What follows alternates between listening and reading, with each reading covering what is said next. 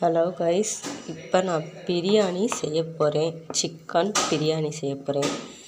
இப்போ நான் எண்ணெய் ஊற்றிக்கிறேன். அரைப்படி அரிசிக்கு நான் செய்ய போகிறேன். என் வீட்டுக்காருக்கு நெய் சேர்த்தா பிடிக்காது. அதனால் உங்களுக்கு தேவைன்னா இங்கே நெய் சேர்த்துக்குங்க. இப்போ சட்டி காஞ்சி இருக்குது. இப்போ சட்டி காஞ்சிச்சு. இப்போ கருமீசப்பட்டதுகளை பட்டையும் இந்த பட்டை சோம்பு 3 போட்டிருக்கேன். எங்களுக்கு அது நிறையா போட்டால் பிடிக்காது. உங்களுக்கு தேவைன்னா நீங்கள் சேர்த்துக்குங்க.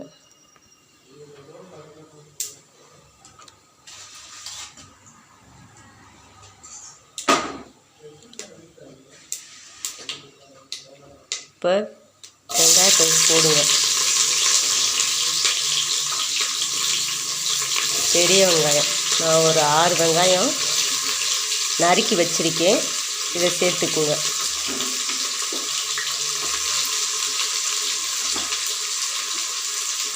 இப்போ இந்த வெங்காயம் நல்லா வேகட்டும். A few minutes later. இப்போ வெங்காயம் நல்லா வதங்கிடுச்சு. இப்போ நம்ம இஞ்சியும் பூண்டையும் ரொம்ப வலுவலுன்னு அடிக்காமல் 1-2 மிக்சியில் ஒரு 2 சுற்றி போட்டுருங்க. புதினா இலையை நல்லா போட்டுக்குங்க.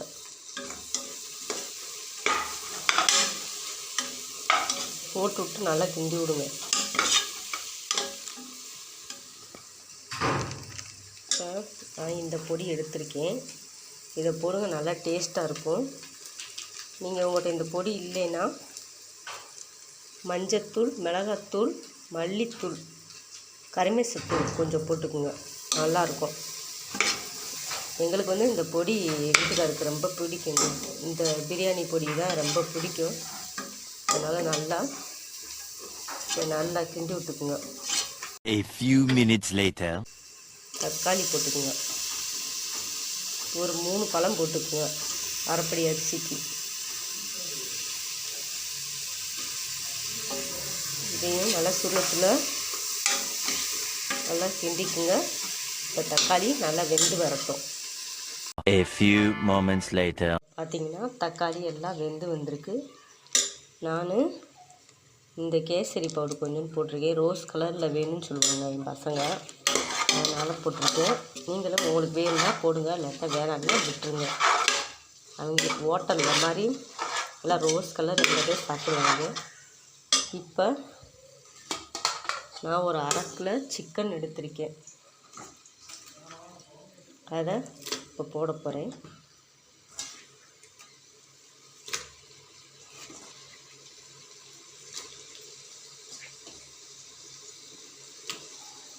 நான் அரைப்படி அரிசி எடுத்திருக்கேன். நீங்கள் எவ்வளோ எடுத்துருக்கீங்களோ அதுக்கு தக்கன கறி போட்டுக்குங்க. இப்போ நல்லா கிண்டி விடுங்க. கிண்டி விட்டு கொஞ்சம் உப்பு போட்டுக்குங்க. உப்பு போட்டு நல்லா கிண்டினீங்கன்னா நல்லா வெந்து வந்துடும்.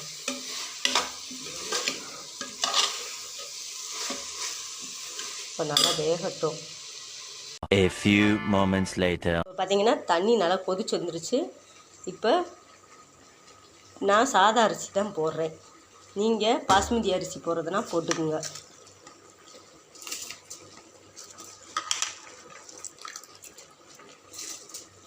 பார்த்தீங்கன்னா அரிசியை போட்டுட்டு உப்பு செக் பண்ணுறதுனா செக் பண்ணிக்கோங்க. செக் பண்ணிவிட்டு இதில் கொஞ்சம் மல்லித்தலையும் புதினா தலையும் போட்டு இப்போ குக்கரை மூடிங்கன்னா பிரியாணி ரெடி ஆயிடுச்சு. இப்போ சேவ் பண்ணி இதை சாப்பிட்டு பாருங்கள். நல்லா டேஸ்ட்டாக இருக்கும், சுவையாகவும் இருக்கும், நல்லா பொடு பொடுன்னு இருக்குங்க. நான் சாதா அரிசியில் தான் செஞ்சுருக்கேன். நீங்களும் இந்த மாதிரி செஞ்சு சாப்பிட்டு பாருங்கள், நல்லாயிருக்கும்.